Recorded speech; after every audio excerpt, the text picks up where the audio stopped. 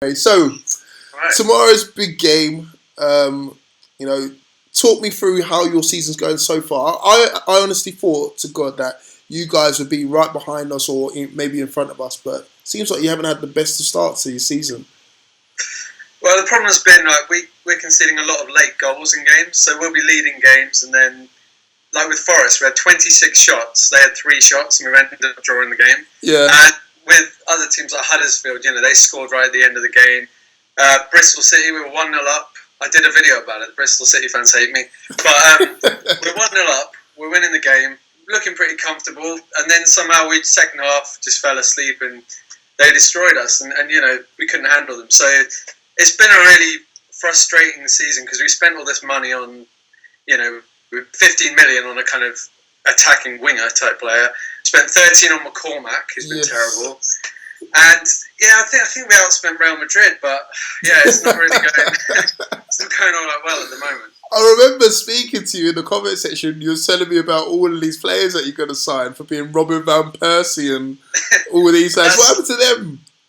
They never arrived. I don't know why. I think did they get lost on the way to Villa Park? Did they? I think they did. There were some problems with the contract negotiations or something. I'm not too sure, but we had a few rumours that I was hearing. I've got a few people who tell me stuff, and sometimes it's right, sometimes it's not. Yeah. We're hoping to get Andy Carroll, one of your old boys, but that never came to fruition. So it's tough. Your chairman's very outspoken on social media. I mean, it makes a change from the previous owner. What's he like? What do you reckon? Compared to the previous owner, he's like a breath of fresh air. This guy, but he's a doctor. And he's an interesting character, Tony. I've got him on Twitter. I try to give him advice sometimes. I'm like, this is what you need to do. I offered my services for the negotiations for players. Oh yeah. He didn't get back to me. So. But he's very open. He's sometimes a bit too open, maybe with the fans. He's like a bit creepy, like that creepy uncle who wants to sort of rub your leg or something. And we've all had that, right? Not just me. Yeah. It's strange. He's spent the money though. He's got out there and kept a lot of the bigger players at the club. So apart from the ones who wanted to leave, like Guille and people like that, but he's done okay so far. To be fair to him, he's backed us. And he spent the money, and he brought in the manager Roberto Di Matteo, who is one of the Champions League winning managers in the Championship. That's a bit of a rarity. What's your thoughts on Di Matteo so far and what he's provided so far?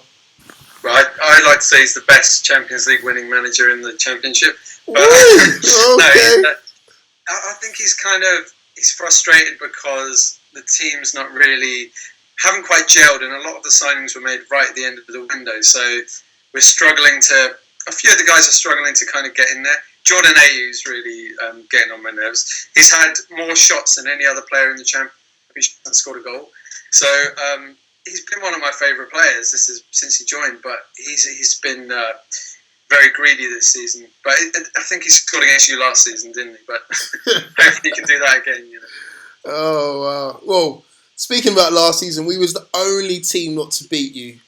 Only team. I mean, you guys had a bad season. We had a bad season. Obviously, we're both here, by both of our poor decisions. Anyway, but how do you think it's going to fare tomorrow? I mean, honestly, with all things taken into consideration. Right? Yeah, it's a good one. I've kind of looked at Newcastle a little bit, and it seemed like you guys were really gelling, and then Wolves obviously surprised you and got the win. Yeah. I don't know why, but I'm really confident we're going to win. I just have a funny feeling we'll get a 2-1 win. I'm not really sure why. I think you've got some excellent. Well, is Kieran Clark going to play? That's a deciding factor, because for me, I would play him because he's got a point to prove. He's come out a lot this week and said the reasons why he left Aston Villa, and I think Di Matteo is a bit annoyed that he had a clause in his contract for only £5 million. I thought he would have gone for a little bit more than that. So again, a bit of an error on your part, but for me, I'd start him. The most important players for our sort of view is Matt Ritchie. He's had an excellent season so far. And then obviously Dwight Gale as well. He's been on fire. Not recently, but towards the start of the season. So it'll be interesting, man. I'm going with a 2-0 win personally. I think we're gonna Villa. We're gonna be I've got to be confident, man. Come on, going into this game full of confidence. So so going into tomorrow's game, who's the star players that we need to watch out for in your team?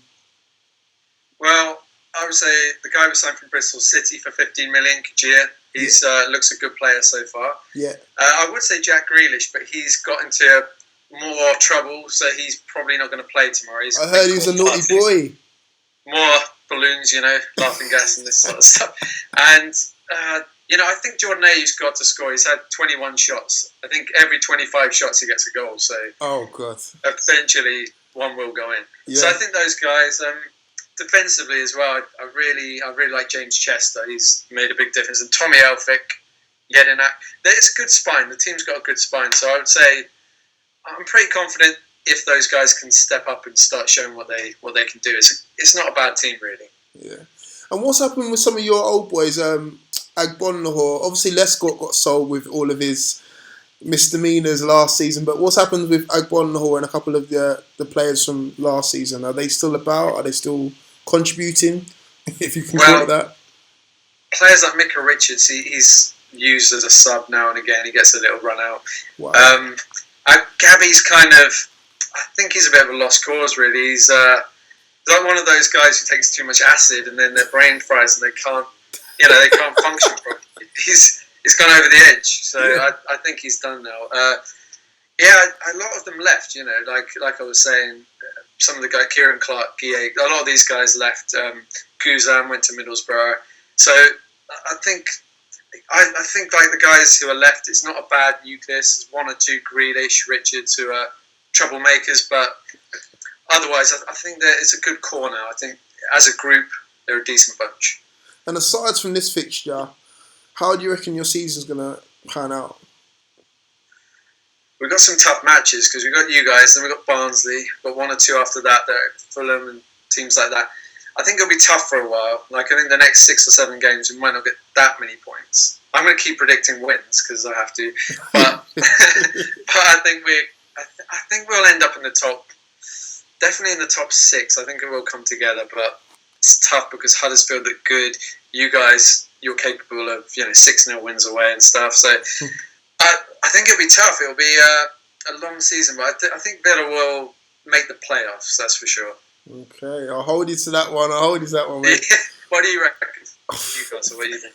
I'm thinking at least playoffs minimum, but I'm hoping automatic. I can't deal with the whole playoff scenario because knowing our luck, we'll get stuck here for another season if we go into the playoffs. So I'm hoping top 2, and then don't have to worry about that whole playing 2 or 3 extra games after the season's done. So yeah, let's see how we both end up really. So Greg, you're saying 2-1, I'm saying 2-0. I would love to have this conversation with you tomorrow, and then we'll see who's right. Hopefully I am, but again, whoever's got the bragging rights. Yeah. But how do you think, out of interest, that your cup run? We went out of the cup to Luton pretty quickly. Yeah. Do you think that's going to help Villa and hinder Newcastle a little bit? I don't know, because our squad is looking pretty healthy right now. It's the healthiest it's ever looked. I mean, we've actually got 2 or 3 decent players in each position, which is something that we haven't had for ages. Most of the time, our midfield's been top heavy. We've had too many of the same players, not enough attackers, not enough defenders. But Rafa's got us all sorted. I really can't fault the guy. He's got everything sorted. He's shipped out a load of dead woods. And then literally everyone's just feeling, high on life and buzzing. Sorry, I can't say the same about you guys. Well, come together. It will. I've been quite impressed with Richie. I think he does, like you said, he looks a good player. Yeah. I wasn't too sure when you lost Townsend, but I think he's done a good job. So, and like you said, Gale, Perez. I think Perez is a good player. So there's some decent players in that squad. Should be all right. Yeah, it should be an interesting fixture, man. Are you actually going to the game? Yeah.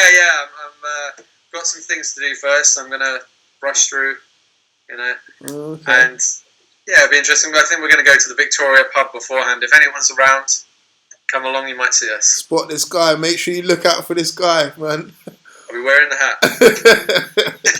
Well, Greg, thank you for joining me. And as I said before, we're gonna have to do a review after the game as well and see, who's got the bragging rights, because someone's got to win. I'm not having this draw business, especially after last season as well.